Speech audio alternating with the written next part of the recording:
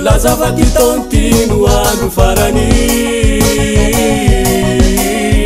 tamitarika ny olonao io roso nitaonazy amy zavatra ratsy nefa ny teninao manambara fa tsisy mala zany andriverenanao ka maro mpanomponao no misalasala tsy mirorosaina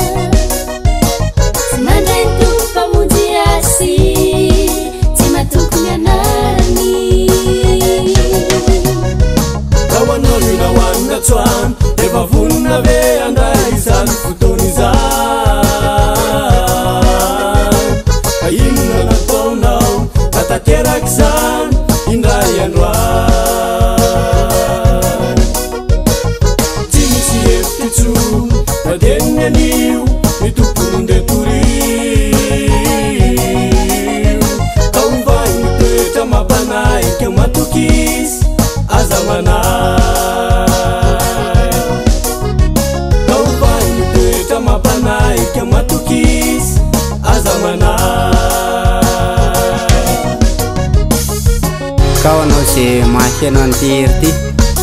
dia aiza mihinana angangoany zao tontolo zao fa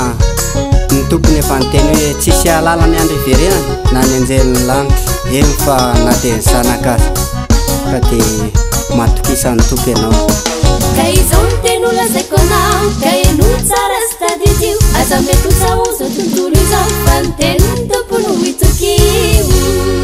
maro zany na izany aza dia melo ihany fa sao misy nenina sy tomany mahery motsy elavelo mba misainjaina raha olombelona tompo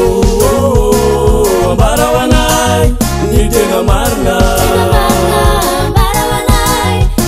lazao anay fa sasany ihany ny teninao ihany no anitokisana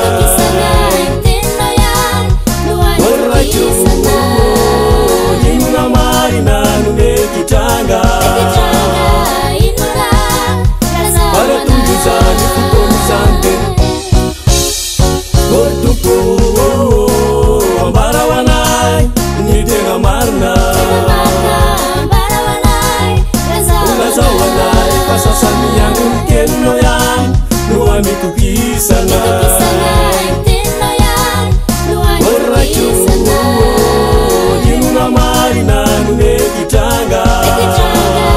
inona faratongizany fotoan'izany teniteno ihany mitoky farana